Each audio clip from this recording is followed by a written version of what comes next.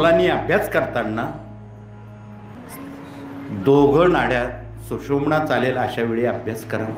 त्यासाठी पूर्वी रामदास स्वामींसारखे संत श्रेष्ठ, तुकाराम महाराजांसारखे, ज्ञानेश्वरांसारखे ही संत मालिका याचा पूर्वी अभ्यास करायची.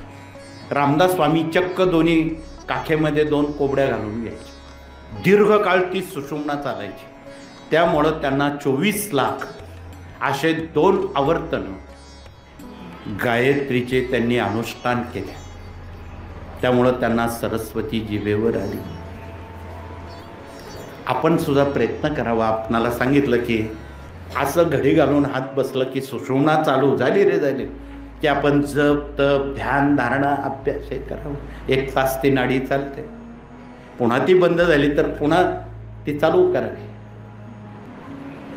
तर ह्या ज्या युक्त्या प्रयुक्त्या आहेत त्या सेवेकऱ्यांना माहीत असाव्यात.